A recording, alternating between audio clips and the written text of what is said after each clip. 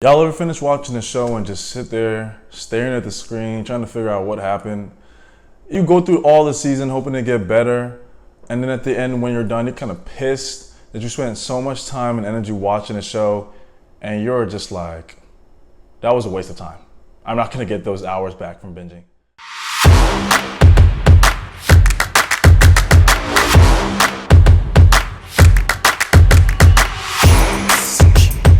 We've all been through it at least one time in our life.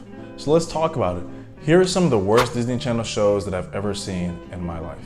And stick around to the end and you'll figure out why I'm saying that. First and foremost, we're gonna talk about That's So Raven. It was one of Disney's most popular shows. It ran from around 2003 to 2007. And for a variety of reasons that I think it's a pretty crazy show. It featured Raven-Symoné. We all know her. She is a Disney and child icon from the Cosby Show all the way to Cheetah Girls. And Disney did a big one when they hired her as the lead for the show, because it was the first time it was the first black lead ever headlining a show for Disney. And it didn't just talk about just funny, goofy stories, which it did a lot, but they had some real moments. They tackled a lot of real issues that were happening in the world, which I know is contrary to belief. Shows used to actually have substance back then. Now they don't.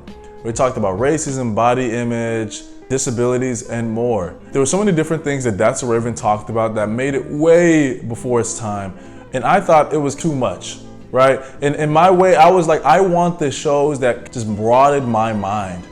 That's So Raven did far more than that. It taught me a lot of life lessons that honestly, I don't know if I wanted to learn then, or did I? Raven has some of the most iconic moments with obviously her psychic memory. That was one thing that I think made the show so cool or so interesting, because Raven's attempts of changing the future when she got those things, it honestly made it worse more times than not and created some iconic moments for her as well as the show. So we all know when she looked into the future, brain blast.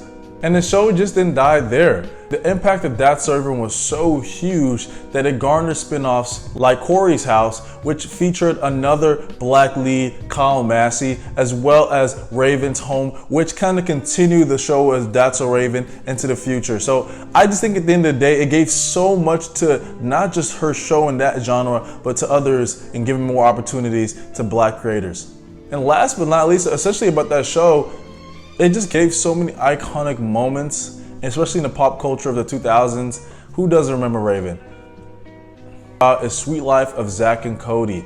The twins. These were, I think, were one of the original twins of TV that were really iconic. I know people are going to say the Olsen twins from Full House, but I'm gonna tell you that Zack and Cody made every kid in the early 2000s want to live in a hotel and just do cool stuff and be mischievous.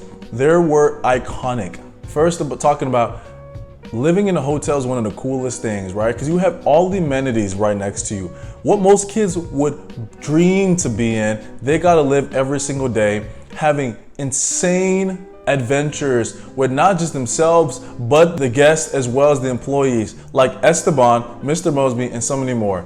That show was ridiculous. I don't know how they got away with everything they used to do, but as a kid, I thought that was so cool. And plus, like I said, they had the sibling dynamic. I feel at that point, I wanted a twin. I wanted somebody who I could be like Beavis and Butthead with, because we're always jumping around doing something crazy. I think what really made it cool is because they had such an impact besides the show. I feel like everybody wanted to get the Disney cruise and hang out with them on that thing. Come to think of it, who do you know actually won that? If you knew, please drop it in the comments of who actually won the free to hang out with Zack and Cody on the cruise. Next, we're gonna talk about is Kim Possible. We all know her. Call me, beat me if you want to reach me. Everybody knows Shigo. I think that's one of the most iconic characters besides Kim in the show. The show ran from around 2002 to 2007. Had some of the one of the very few shows in the early 2000s that really showed a strong female-led cast. It said Shigo, Kim, and so many more. Kim, she was strong, she was fearless, she was dynamic, she was smart, she was witty. And I think that kind of spearheaded the protagonist movement for the female lead, especially in the animated space, especially in the early 2000s. I think she was a pivotal part of giving opportunity in movies and shows like Mulan, Aladdin, all the Disney princesses. But Kim was the femme fatale that did everything. She was amazing. We also can't forget about Ron Stoppable and Rufus. Everybody and their mom wanted a naked mole rat when they were young, only because of Kim Possible. And we can't forget that one song. It was literally stuck in my head as a kid, and I literally was always singing it at every chance that I got. I think they were some of the best side characters in all of Disney's history, and you can't go beat them. They had one of the best catchphrases as well. What's the sitch? Booyah. Little things like that. As a kid, you just kind of gravitated and started just saying it because it was so catchy. You watched it so much. And there were so many lighthearted as well as intimate moments. You saw the character progression from Kim and Ron as they were friends to essentially lovers towards the end of the show, which most of us assumed was gonna happen, but it was kind of cool to see it on screen. Next, we're gonna talk about is Proud Family. What a show. Can we talk about one of the worst and maybe best theme songs, depending on who you're asking, of all time? That song was iconic in a way that we've never really seen an all-black led singer group lead a theme song for a Disney show for such a big company like Disney. And the show went on to run for 3 seasons and even get its own spinoff almost 10 years later because of how iconic the show was. The spinoff wasn't as good as the first one, but you could always say the first one was a trendsetter. One thing I say about Proud Family is they were not scared to touch on topics. They were not scared to push the envelope. They were not scared to really allow the user to feel like they were in the show. And there were so many moments where I honestly could not expect or did not expect to enjoy it as much as I do. The movie of itself was iconic as well.